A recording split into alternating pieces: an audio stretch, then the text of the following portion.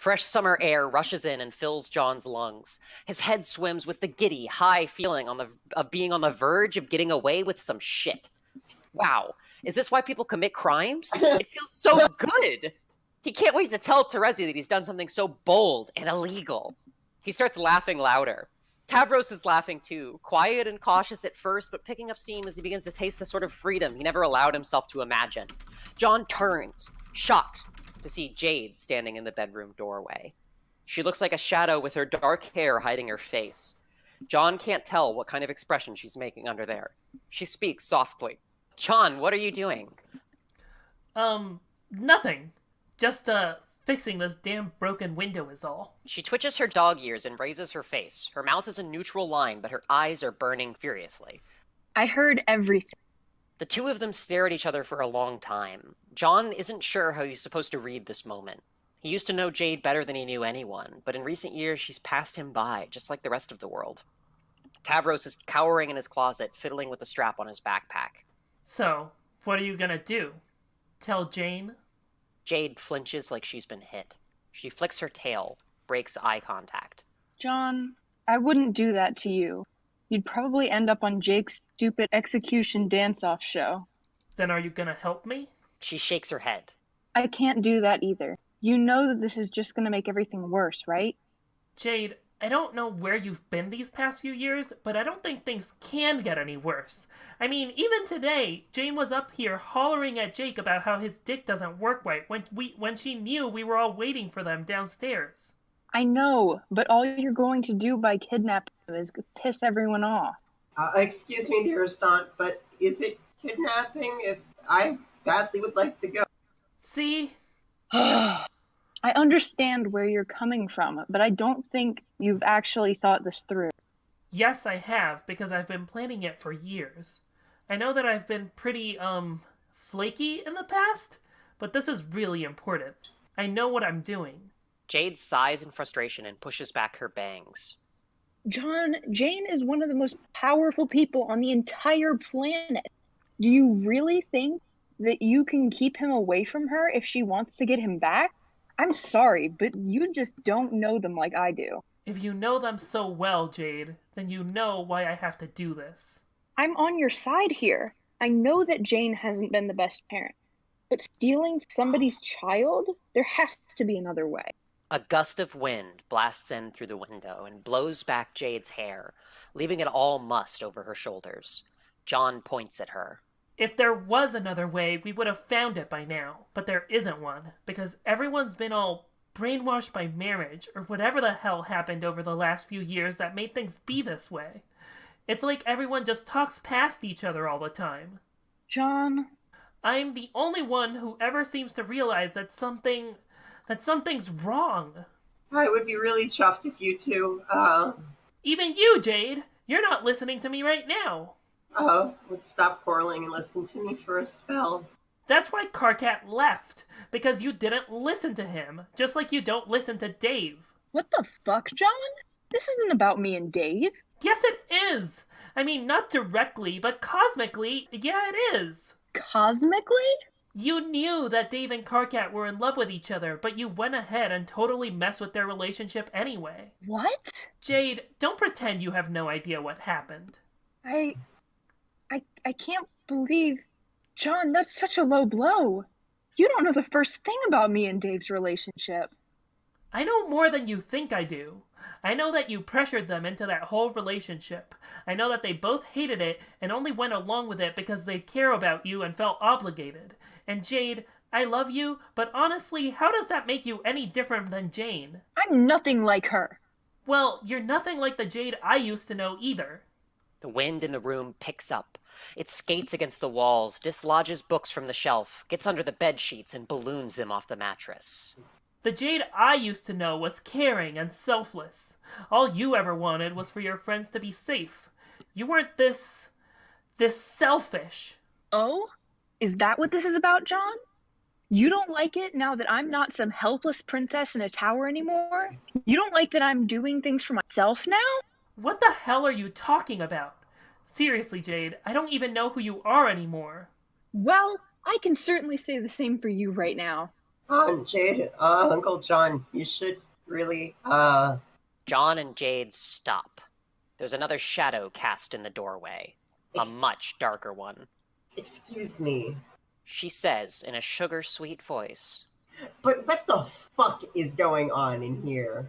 Oh, Jane! We were just... hollering at each other so loudly that everyone in the damned house can hear you? Oh, like you're one to talk. John, I know that we have not been as close in recent years as we were in the past, but I would like to think that at the very least, our familiar relationship would make it so that you felt as though you could talk to me face to face if you think that my method of parenting is insufficient. Are you sure? Do you really want to know what I think? No. Please, John, illuminate me. A lash of wind whips from window to door and down the hall in time to meet the rest of the partygoers, now including Jake Crocker himself. They've all come upstairs to investigate the noise. Tavros flinches when a book slams against the closet door 2 inches from his face.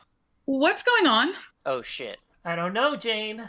I feel like if I really speak my mind here, it might be dangerous. How do I know you won't have the secret police come and arrest me in the night? Excuse me? That's where this is all going, right? Their whole thing with the trolls? If you have something to say, then say it plainly, John. Fine. I don't think that you had bad intentions to start out with, Jane. In fact, I think that you probably honestly thought that you were doing what was best for the world. You've always been a perfectionist, right? But over the last few years, you've morphed into a complete control freak. And it all started with your relationship with Jake. You forced him into a relationship when Dirk's corpse wasn't even cold. I would like to point out... I'm sorry, but you're calling me a control freak? Dirk was the control freak. After he died, I distinctly remember loosening up. In fact, I let go. I was actually relieved to hear that he died. Janie, what? Okay, that was a misleading statement. What I really meant was... Jane, you're missing the point. That, Jane and I were involved in a romantic dalliance at the time of his death. Dirk is dead. This isn't about him anymore. You're the one who's cheering the government along as it marches towards genocide. John, I hardly think you're qualified to opine on the nuances of the current political situation. Thank you very much. Ha! Is that how you talk to your husband, too? He's actually, at the moment, my kissmissus. And if Jake didn't want any of this, he shouldn't have knocked me up. Hello, chaps. I am right here. Oh yeah, like that was such an accident. Can you honestly say that he wanted any of this? The wind rises with the pitch of John's yelling, turning Tavros' bedroom into a miniature tempest. The gale upends the bookshelf, snaps open the toy box, and sends all the debris spinning in every direction, smashing against the walls and the bedposts. John doesn't seem to notice, encased in his own cyclonic armor. Oh my god, I am so sick of all this domestic relationship shit every fucking day. Can we talk about something else for once? Yeah, Dave, I'm sick of it too. That's my point. Okay. Then John, can you just stop all this windy shit at least? No, I can't. I can't stop because I'm not the problem. Are you saying that I'm the problem? That's extremely reductive. Okay, yeah, there are lots of problems, but I've got to say, Jane, you kind of are the problem. A lot of this awful garbage revolves around you. You're the one always selling everybody on Gamzee's redemption arc, which is total bullshit. Putting him on billboards, organizing redemption rallies, and... John, the people need something to believe in. If we are to live in an organized society, you simply wouldn't understand. And letting him sleep in your and Jake's bed, and feeding him that weird milk all the time. Ugh! Hey, my relationship with my loyal auspicious is none of your business, let alone who it is I decide to share a bed with. Isn't it? You sure go out of your way to shove it in everyone's faces. John, that is uncalled for. It's bullshit, Jane. It's all bullshit. The wind surges again. The window bangs open so hard that it smashes against the pane, sending shards of glass whipping through the storm. Everyone cowers from the rain of sharp projectiles. John catches what he's doing when he sees how terrified the kids look. He shuts his eyes and digs his fingernails into his palms, doing everything in his power to calm himself down. When he opens his eyes again, the room is completely destroyed. Tavros is all the way in his closet, clinging white-knuckled to the edge of the door. Everyone else is clustered around the doorway. Jade stares at John with a dark expression. After a beat of silence, Harry Anderson starts crying.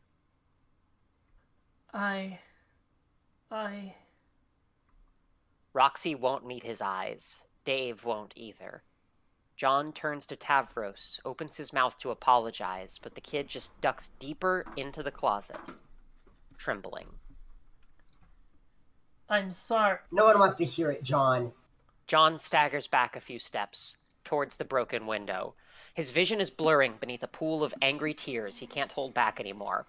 He wipes his face with both hands, all sloppy and clumsy, the way he used to cry when he was a kid. He doesn't open his eyes again until he's jumped through the open window. The sky outside is dark. He flies higher and higher, high enough that the air starts to get thin and chilly. Up here, the human kingdom looks so small. He can see the sun setting over the curvature of the earth, a brilliant arc of orange and red.